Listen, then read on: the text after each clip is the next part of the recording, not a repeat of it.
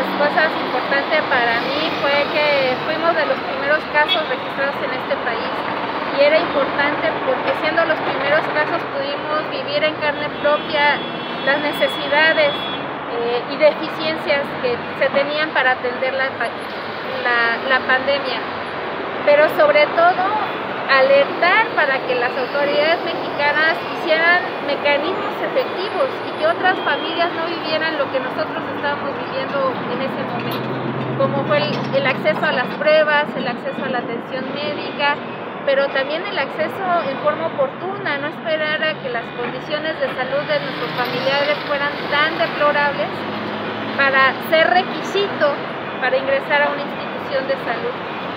Sin embargo, ante nuestra alerta, ante nuestra voz, lo que recibimos fue muchos ataques, ¿no? Decir, por ejemplo, que nosotros éramos culpables cuando lo que necesitábamos era resolver una emergencia sanitaria.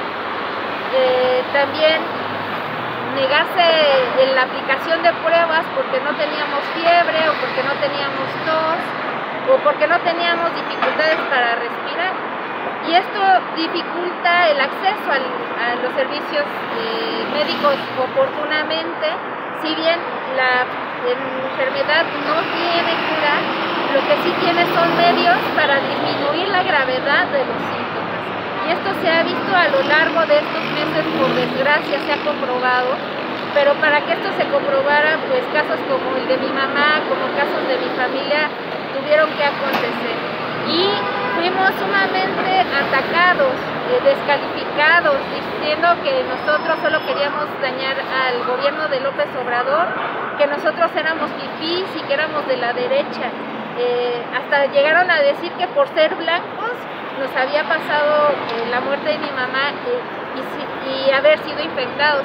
También otros discursos de odio, por ejemplo, decir que los indios no se enfermaban y diciendo entonces tú no eres indio, ¿no? Cuando pues yo soy mexicana. Es decir, una serie de discriminaciones y ataques solo por haber anunciado algo que estaba pasando.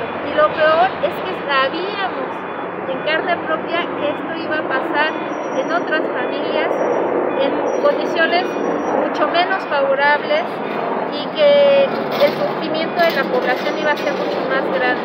Por desgracia, el tiempo nos dio la razón. O sea, son más de 100,000 muertos, son más de 100,000 historias donde no se tuvo acceso a los servicios médicos, donde la gente llegó a morirse a los centros hospitalarios, donde las familias han vivido esta pandemia en la soledad, en el silencio, por miedo a ser atacados, por miedo a ser discriminados, por miedo a ser culpados de haberse infectado. Hoy los cambios que se hacen desde el gobierno federal, más de 7 meses de iniciado el contagio a nivel mundial, pues nos dicen que era correcto lo que hicimos. Sin embargo, nuestro llamado nunca fue escuchado por el gobierno federal hasta que llegaron 100,000 muertos. Mi madre muere al regreso de su viaje por Europa, en el cual se encontraba desde el mes de febrero. Les toca a ellos vivir en los primeros países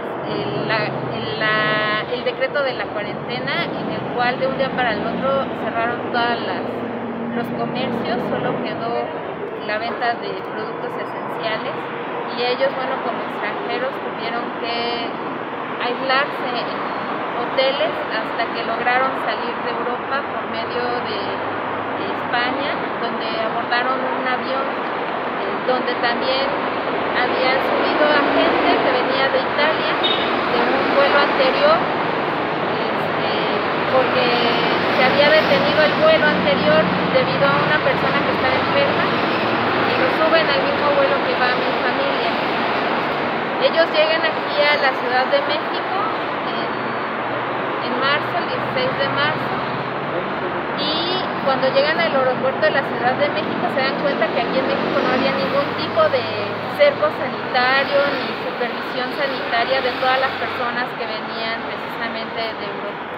Al día siguiente mi madre presenta fiebre en un una ocasión, por lo cual la trasladamos al hospital ABC, donde se le hace una prueba para COVID, donde nos cobran 25,000 pesos por ello y la mandan a su casa a descansar, a esperar los resultados.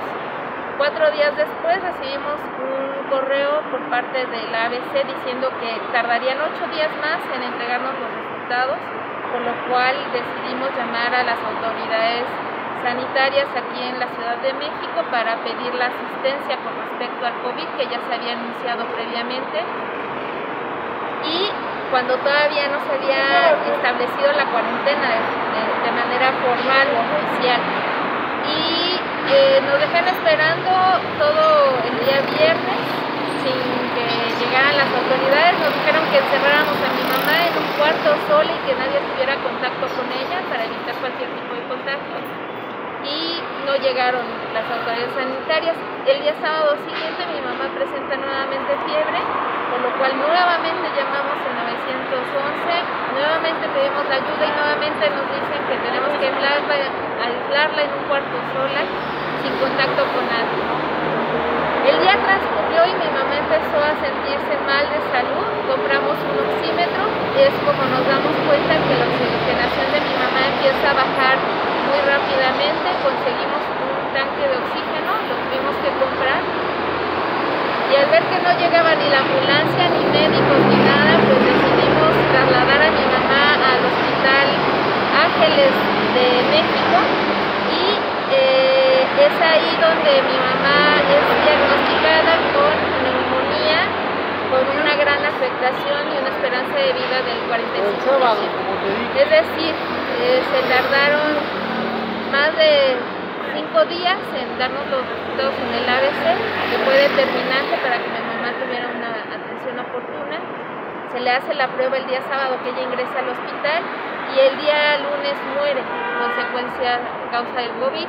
Es la quinta muerte registrada oficialmente, y esto es debido a que cuando ella ingresa al Hospital Ángeles le hacen la prueba del COVID junto a mis demás familiares que habían estado en Europa.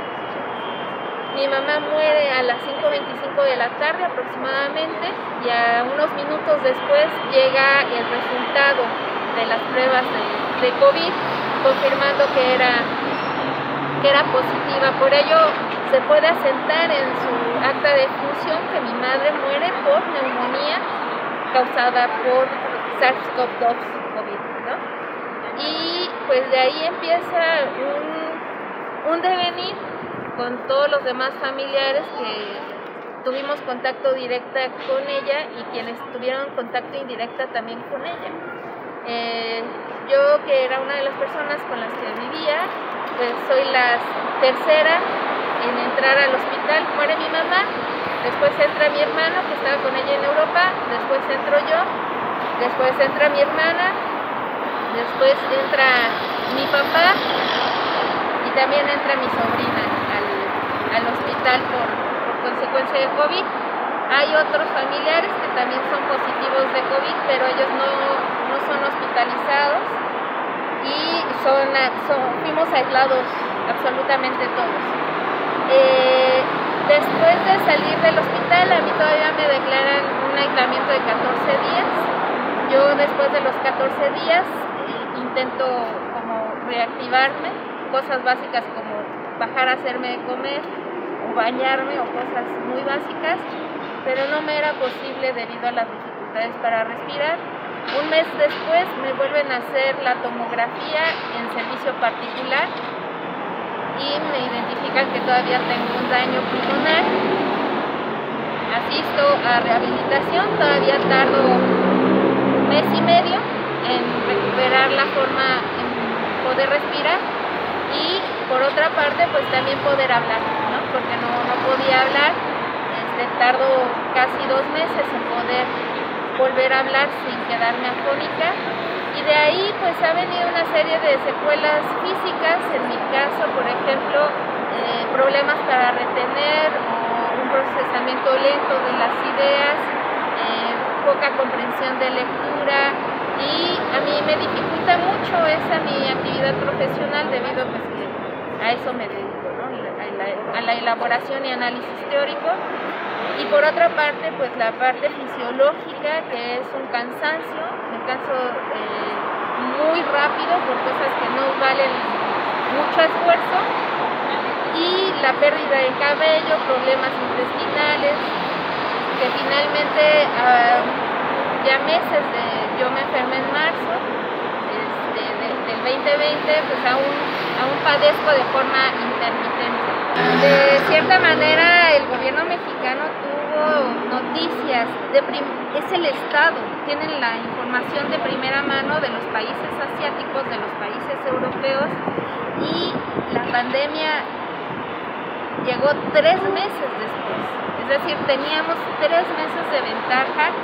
Y por ejemplo, hoy, siendo el mes de casi diciembre, apenas en algunos estados de la República Mexicana se están aplicando medidas que al primer mes en los países asiáticos se aplicaron, ¿no? Por ejemplo, las pruebas como requisito para entrar a los países, el aislamiento obligatorio de las personas que llegan de otros países, el uso obligatorio de cubrebocas, el registro digital de las personas con COVID, las pruebas masivas, el aislamiento preventivo. Y todas estas medidas ya estaban implementadas y el gobierno mexicano decidió no implementar ninguna otra, o sea, ni siquiera el uso de cubrebocas obligatorio, ¿no? O sea, fue simplemente sugerir el aislamiento sin mayor consecuencia, ¿no? Es decir, el cierre de comercios, pero sin mayor consecuencia.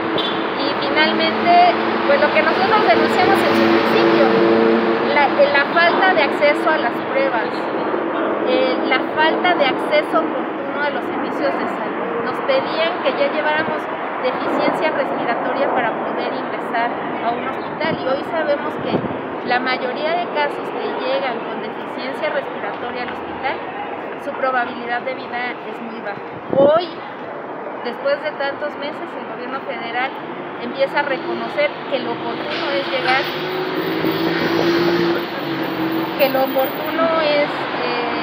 llegar a los primeros síntomas, ¿no? Y más en esta población que está identificada como de alto riesgo. Cosa que cuando a nosotros nos tocó no fue así. No tuvimos acceso a los servicios de salud, tan es así que tuvimos que pagar, ¿no? Y pagar el de toda mi familia, a excepción del mío, que yo sí logro acceder al Instituto Nacional de Nutrición, al cual le agradezco muchísimo toda su atención, el esfuerzo de las enfermeras, la atención de los médicos, el dolor, ¿no? De estar allá adentro, de escuchar a los que no salieron y agradecer porque hicieron todo lo que pudieron para sacarnos a los que sí son.